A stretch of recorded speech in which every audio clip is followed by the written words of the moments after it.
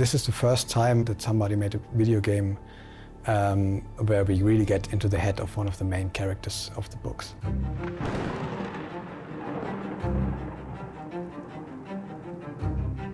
Daedalic, since it was founded 15 years ago, has always specialized on storytelling games. And so we had a lot of experience with characters that were a little bit, and stories that were a little bit out of the box.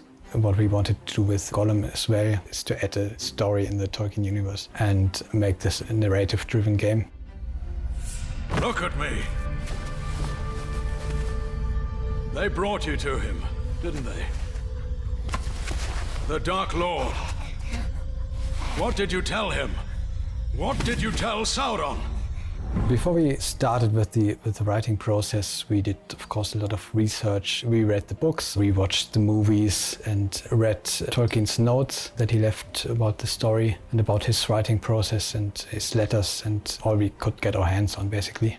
When we started, I fancied myself a Tolkien expert, but I quickly learned that there was just so much that I didn't know. We're working together with another Tolkien expert as well, who's been studying this for his whole life, basically. And I was surprised how much there's still to learn about the story.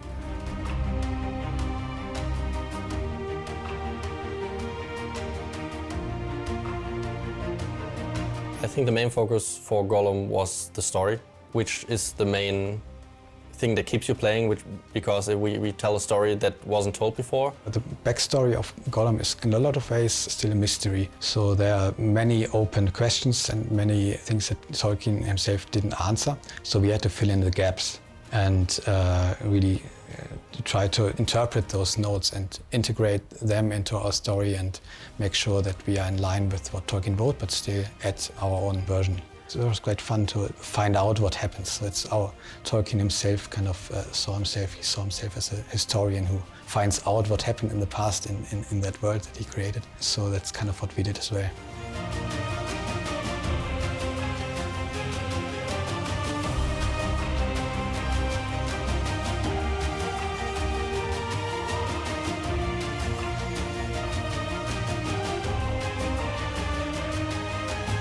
So we start the game about 8 years before the War of the Ring starts, parallel to the first half of the Fellowship of the Ring, when Frodo is still in the Shire and basically doesn't know about anything.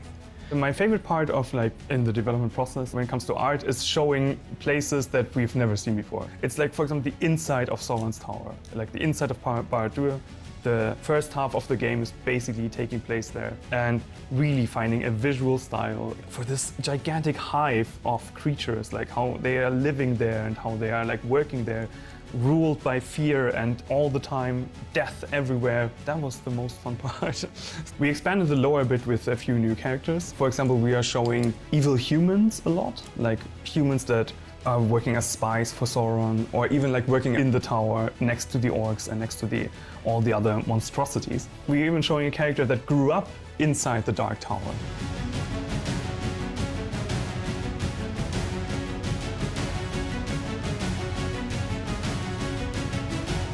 I'm sure for whoever is looking to hear more about characters that look very interesting on the surface, but didn't get that much space into the official lore already created, will find some new content to fill in those gaps to justify the character's existence into the story.